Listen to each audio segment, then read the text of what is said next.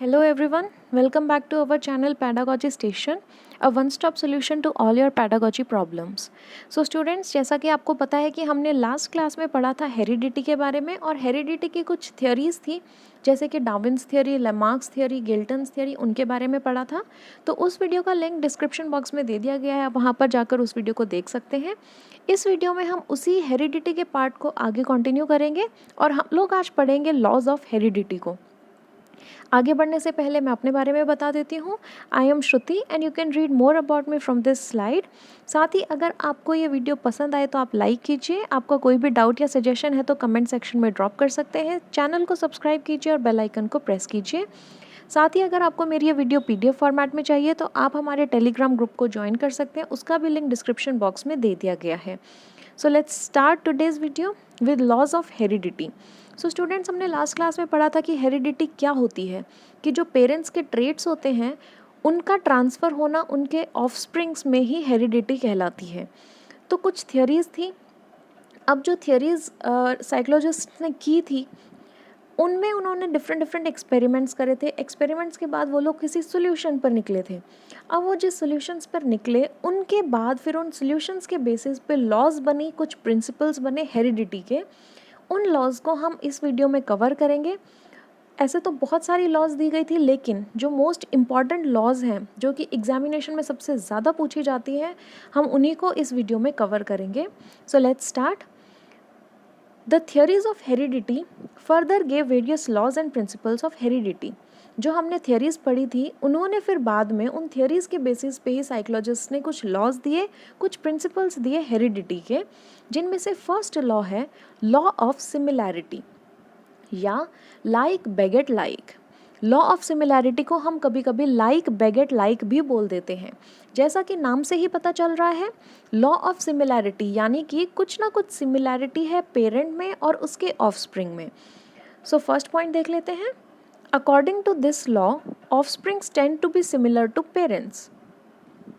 इस लॉ में जो ऑफस्प्रिंग्स हैं यानी कि जो बच्चे हैं वो अपने पेरेंट्स के जैसे दिखते हैं या पेरेंट्स के जैसे कुछ कैरेक्टरिस्टिक्स होते हैं जो कि उनके बच्चों में पाए जाते हैं, और देखकर किसी बच्चे को हम ये कह सकते हैं कि हाँ, इसके पेरेंट ये हैं।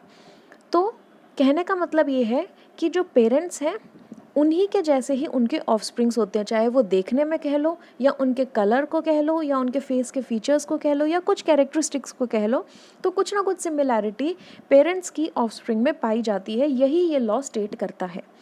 नेक्स्ट पॉइंट देख लेते हैं। Thus this follows the notion of like beget like. इसीलिए ही ये लॉ जो है ये लाइक बेगेट लाइक का जो नोशन है उसको फॉलो करता है। लाइक बेगेट लाइक क्या कहता है कि जैसे पेरेंट्स वैसे ही ऑफस्प्रिंग। तो इसीलिए ही जो लॉ ऑफ सिमिलैरिटी है उसको लाइक बेगेट लाइक भी कहा जाता है। For example, fair coloured parents have fair children.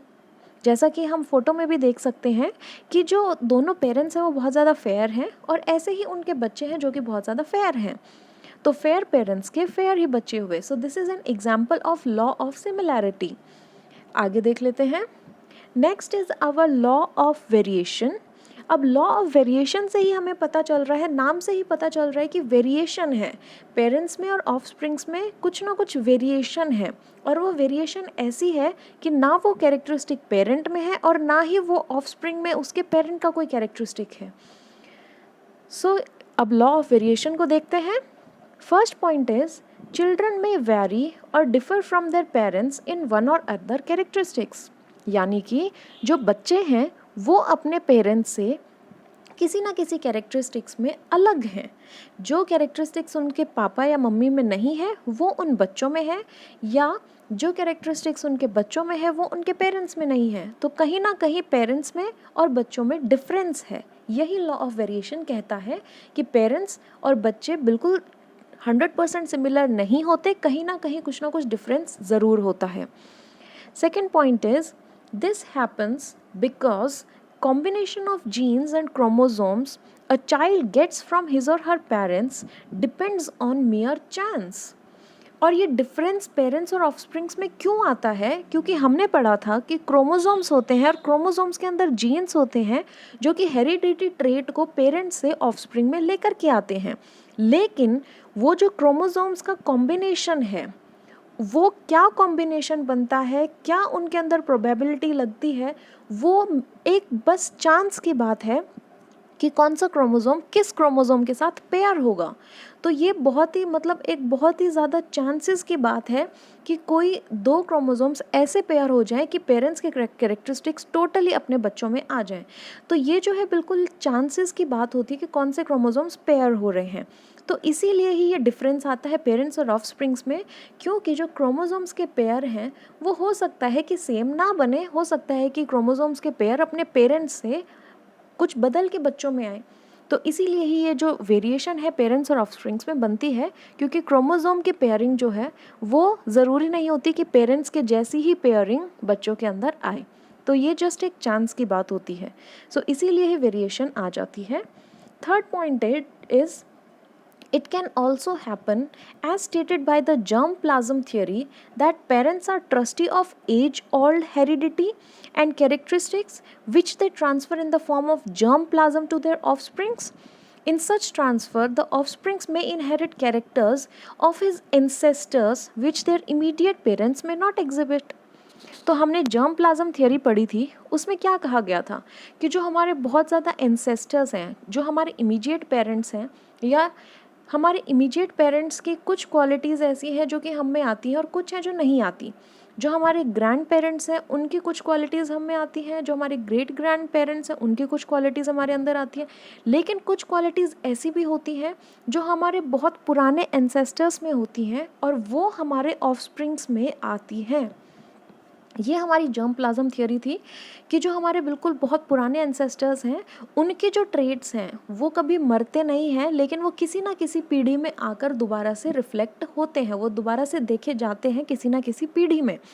तो यही रीज़न है लॉ ऑफ वेरिएशन का कि हो सकता है कि जो हमारे इमीडिएट पेरेंट्स हैं उनके ट्रेट्स हमारे अंदर ना आए हों, और हमारे जो काफ़ी साल पहले जो हमारे पूर्वज थे उनके ट्रेट्स या उनकी कैरेक्टरिस्टिक्स हम में आज के टाइम में रिफ्लेक्ट हो गई हों।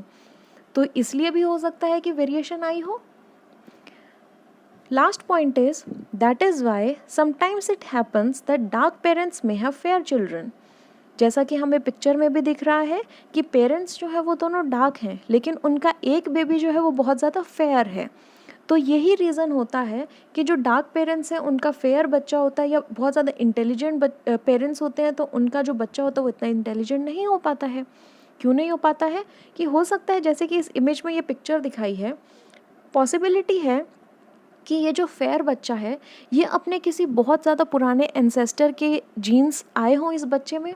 हो सकता है ये जो पेरेंट्स हैं इनका कोई एंसेस्टर रहा हो जो कि बहुत फेयर कलर का रहा हो और उसके जीन्स इस बच्चे में रिफ्लेक्ट हो गए हों। तो ये एक रीज़न हो सकता है वेरिएशन का पेरेंट्स और उसके बच्चों में। सो यही हमारा लॉ ऑफ वेरिएशन बताता है। नेक्स्ट देख लेते हैं law of regression. First point is, this law states that human beings have an inherited tendency to move towards mean or average for the transmission of traits and characteristics from one generation to another. Law of regression कहता है कि जब एक generation में से अगली generation में traits जो हैं वो फॉरवर्ड होते हैं तो वो पूरे के पूरे फॉरवर्ड नहीं होते या बिल्कुल ज़ीरो भी फॉरवर्ड नहीं होते। वो क्या होते हैं, एक एवरेज ले लिया जाता है। जो पेरेंट्स होते हैं उनका और उनके एंसेस्टर्स का एक एवरेज लेकर के वो वाले ट्रेट्स फिर अगली ऑफस्प्रिंग में डाले जाते हैं। फॉर एग्ज़ाम्पल, हमारे जो इमीडिएट पेरेंट्स हैं या जो हमारे रियल माँ बाप हैं वो बहुत ज़्यादा इंटेलिजेंट हैं, लेकिन जो हम हैं या जो पेरेंट्स के ऑफस्प्रिंग्स हैं, इंटेलिजेंट पेरेंट्स के जो ऑफस्प्रिंग्स हैं वो इतने ज़्यादा इंटेलिजेंट नहीं हैं, वो अपने पेरेंट्स से थोड़े कम इंटेलिजेंट है। ऐसा क्यों है? यही लॉ ऑफ रिग्रेशन बताता है कि जो पेरेंट्स हैं उनका एवरेज निकाल करके और उनके एवरेज ट्रेट्स उनके ऑफस्प्रिंग्स में पाए जाते हैं। यही हमारा लॉ ऑफ रिग्रेशन कहता है। नेक्स्ट पॉइंट देख लेते हैं। That is why the son और daughter of great people like scientists और artists rarely become as great as their father और मदर। इसीलिए ही कहते हैं कि जो साइंटिस्ट्स होते हैं या जो बड़े बड़े आर्टिस्ट्स होते हैं उनके जो बच्चे होते हैं वो इतने बड़े साइंटिस्ट या इतने बड़े आर्टिस्ट या इतने बड़े इंसान नहीं बन पाते। इसीलिए ही कहते हैं कि लॉ ऑफ रिग्रेशन फॉलो होता है कि जो पेरेंट्स हैं, पेरेंट्स का फुल ट्रेट्स उनके बच्चों में नहीं आते, लेकिन उनके ट्रेट्स का कुछ एवरेज निकल के, और वो एवरेज तो ऑब्वियस सी बात है कि बिल्कुल कंप्लीट ट्रेट से अगर एवरेज निकालेंगे तो कंप्लीट ट्रेट से तो कुछ कम ही होंगे। इसीलिए वो जो एवरेज ट्रेट्स आए हैं वो हमारे बच्चों में फॉरवर्ड होते हैं।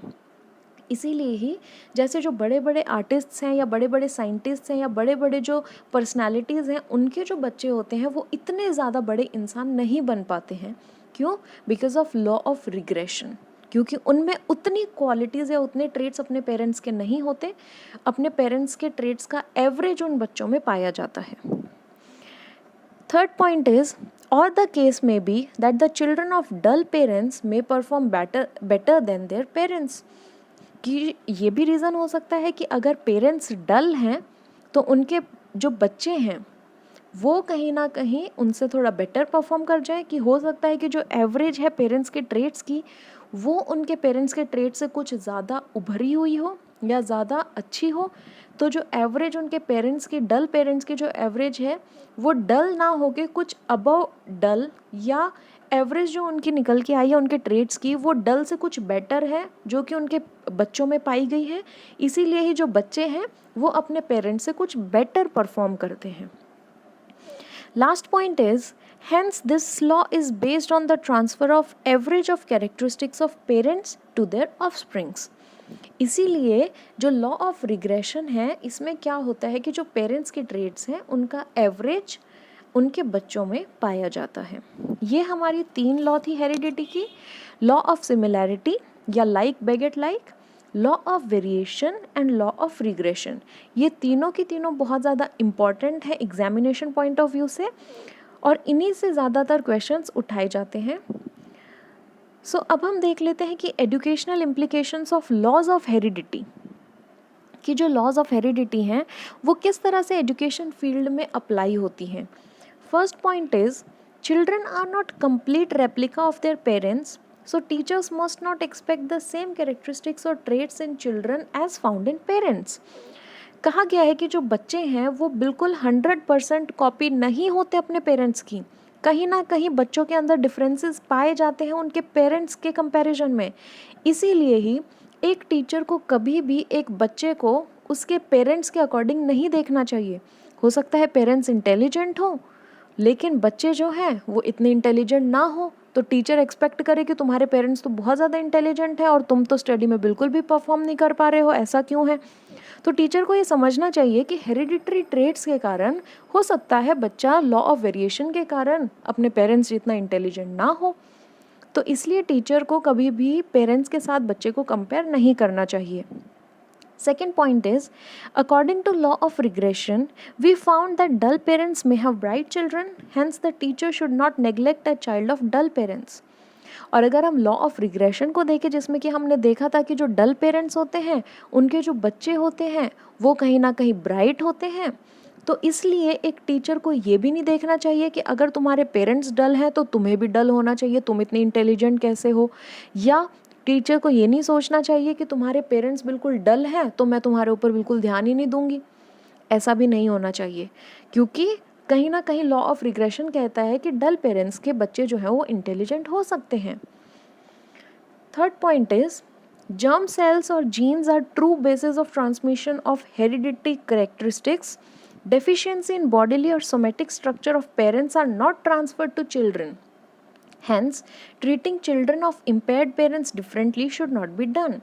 हमने देखा था कि जो हेरिडिटरी ट्रेट्स हैं वो जीन्स के थ्रू ट्रांसफ़र होते हैं एक जनरेशन से दूसरे जनरेशन में, लेकिन जो बॉडीली स्ट्रक्चर है वो तो ट्रांसफ़र नहीं होता। बॉडीली स्ट्रक्चर भी कहीं ना कहीं ट्रांसफ़र होता है लेकिन बहुत कम केसेस में, कि भाई अगर पेरेंट्स जो है वो बॉडीली इम्पेयर्ड हैं या फिजिकली हैंडीकैप्ड हैं तो उनके कैरेक्टरिस्टिक्स जो हैं वो उनके बच्चों में भी कहीं ना कहीं पाए जाते हैं। ये बहुत कम देखने को मिलता है। लेकिन अगर वो कैरेक्टरिस्टिक्स, फिजिकल कैरेक्टरिस्टिक्स एक पेरेंट के, एक फिजिकली इम्पेयर्ड पेरेंट के उसके बच्चे में अगर नहीं पाए जाते हैं तो टीचर को कभी भी उस बच्चे को अलग से ट्रीट नहीं करना चाहिए कि तुम्हारे पेरेंट्स जो हैं वो तो फिजिकली इम्पेयर्ड है तो तुम्हारे बस का भी कोई काम नहीं है, तुम कुछ नहीं कर सकते हो। इस तरह का एटीट्यूड टीचर को नहीं लाना चाहिए। लास्ट पॉइंट देख लेते हैं। Same way the potentialities of development are inherited by children and not the acquired traits. कि जो पेरेंट्स ने अपने अंदर ट्रेट्स एक्वायर करे हैं या कोई ना कोई चीज़ सीखी है, नई चीज़ सीखी है, वो कभी भी एक बच्चे के अंदर नहीं जाते हैं। सिर्फ जो हेरिडिटरी ट्रेट्स हैं, जो पहले से चले आए हुए गुण हैं, वही उसके बच्चे में पाए जाते हैं। Hence the acquired characters of parents must not be expected from children. तो जो पेरेंट्स ने जो एक्वायर करे हैं ट्रेट्स, सपोज़ करो कि कोई पेरेंट है, उसने जो है पॉटरी का काम, जो ये घड़े या मटके बनाने का काम होता है, ये बहुत अच्छे से सीख लिया है कहीं से, तो हम एक बच्चे से एक्सपेक्ट नहीं कर सकते कि वो भी ऐसे ही अपने पापा के जैसे पोट्री का काम या घड़े बनाने का काम करे। क्यों? क्योंकि उसके पेरेंट्स ने या उसके पापा ने वो काम अलग से सीखा है, वो उसकी हेरिडिटी में नहीं था। तो हम ये नहीं कह सकते कि अगर तेरे पापा इतना अच्छा पॉटरी का काम कर रहे हैं तो तू भी इतना ही अच्छा पॉटरी का काम कर। हम ये कभी भी नहीं कह सकते, क्योंकि वो एक एक्वायर्ड ट्रेट है, वो एक बाद में लाइफ मिलने के बाद वो सीखी हुई क्वालिटी है। तो इसलिए कभी भी पेरेंट्स के जो एक्वायर्ड है, जो सीखी हुई क्वालिटीज़ हैं, उनको कभी भी बच्चों से एक्सपेक्ट टीचर को नहीं करना चाहिए। So students, now let's come to important questions. जो भी हमने पढ़ा है उसके बेसिस पे अब हम क्वेश्चंस देख लेते हैं।